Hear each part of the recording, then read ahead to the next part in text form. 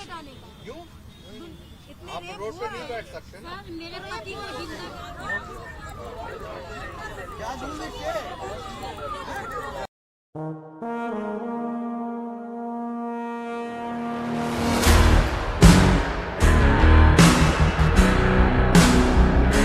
नमस्कार दोस्तों, हम उस देश में रहते हैं जहां नारियों को देवी मानकर पूजा जाता है। हम लोग गर्व से कहते हैं भारत माता की जय।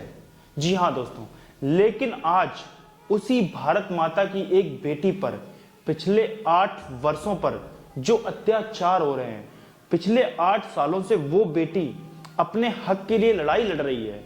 उसने अपना सब कुछ खो दिया, अपने पिता को खो दिया, अपने परिवार को खो दिया, यहां तक कि मैं आपको क्या क्या बताऊं, उसने बहुत कुछ खोया है। लेकिन उसके बावजूद भी जो मुजरिम है वो हंसते हुए जेल से बाहर आया। दोस्तों, ये सब सुन के, ये सब जान के ना, हमारा जो सिर है ना, सिर, वो इंसानियत होने के नाते शर्म से झुक जाता है। दोस्तों, उन्नाव की वो बेटी सिर्फ एक पीड़िता नहीं है, बल्कि एक वीरांगना है। दोस्तों, जरा एक बार उस लड़की की जगह खुद आप अपने आप को रखकर देखिए। सिर्फ एक बार अपने आप को रखकर देखिए। अगर आप एक पिता हैं और अगर आप एक भाई हैं, तो आप जरा अपनी बेटी और अपनी बहन को एक बार बस रखकर देखिए। जरा सोचिए आप पर क्या बीतेगी, जरा सोचिए उस बेटी पर क्या बीती होगी। जी हाँ दोस्तों, एक लड़की जिस पर 2017 में उसकी आबरू को लूटा गया। जी हाँ दोस्तों, 2017 में उस बेटी के साथ गैंग रेप किया गया।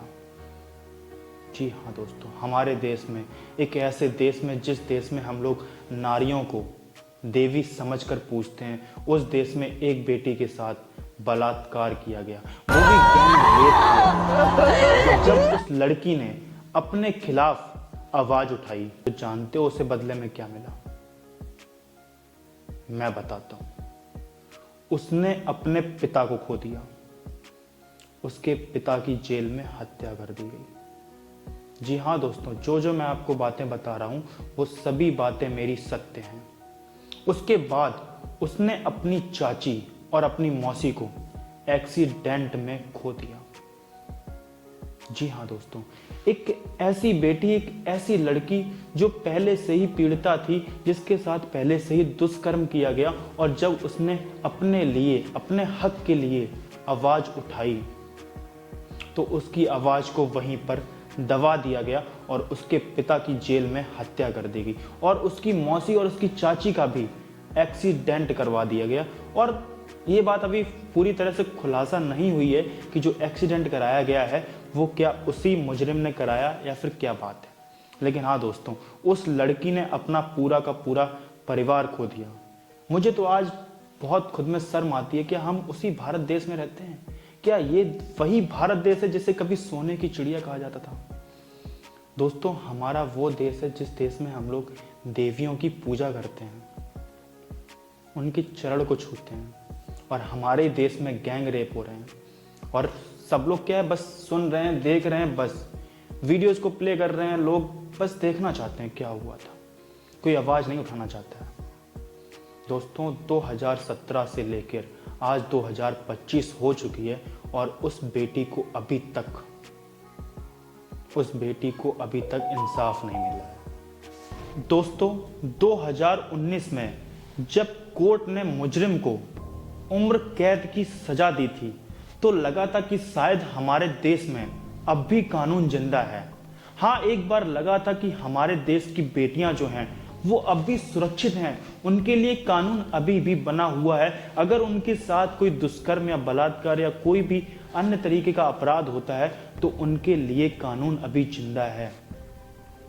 लेकिन आज 2025 का अंत आते आते दिल्ली हाई कोर्ट ने उस अपराधी को रिहा कर दिया है।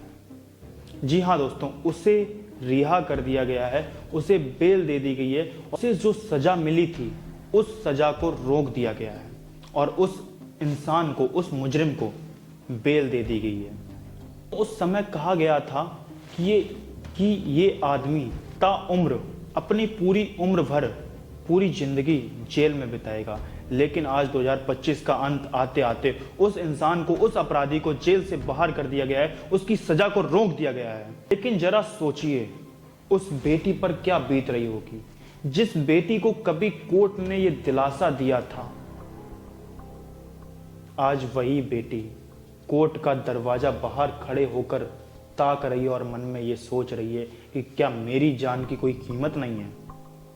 दोस्तों, ये लड़ाई केवल उन्नाव में रह रही एक बेटी की नहीं है, बल्कि हमारे भारत में रह रही हर एक बेटी की है। अगर आज हम लोग कुछ नहीं बोले, अगर आज हम लोग चुप रहे, तो कल को एक और दरिंदा पैदा होगा, एक और ऐसा ही मुजरिम पैदा होगा जो हमारे देश की बेटियों के साथ फिर से दुष्कर्म करेगा, उनके साथ बलात्कार करेगा, फिर से एक नए अपराध को अंजाम दिया जाएगा। और उसके बाद पता है क्या मिलेगा? पता है उसके बाद क्या मिलेगा? मिलेगा ये कि पहले कोर्ट उसे सजा सुनाएगी ताउम्र जेल में रहने की, और बाद में अंत में आते आते उसे जेल से रिहा कर दिया जाएगा। जी हाँ दोस्तों, यही मामला फिर से होगा, फिर से एक बार ऐसा ही होगा, फिर से एक बार यही होगा अगर आज हम लोगों ने आवाज नहीं उठाई। दोस्तों, एक सच्चा देशभक्त वो नहीं है जो बॉर्डर पर खड़े होकर लड़ाई करता है, बल्कि एक सच्चा देशभक्त वो भी है जो अपने ही देश में रह करके अपने ही देश की बेटियों की इज्जत के लिए खड़ा होता है, उनके लिए आवाज उठाता है, उनके लिए लड़ता है। दोस्तों, मैं आपका अपना अभय राज राणा आज आपसे हाथ जोड़कर विनती करता हूं कि इस वीडियो को इतना ज़्यादा शेयर कर दो, इतना ज़्यादा शेयर कर दो कि इसकी आवाज़ बहरे कानों तक पहुंच जाए। और हाँ दोस्तों, इस वीडियो के कमेंट में जस्टिस फॉर डॉटर या फिर जय हिंद जरूर लिखें, ताकि दुनिया देखे कि हमारा भारत देश आज भी अपनी बेटियों के लिए खड़ा है। जय हिंद, जय भारत।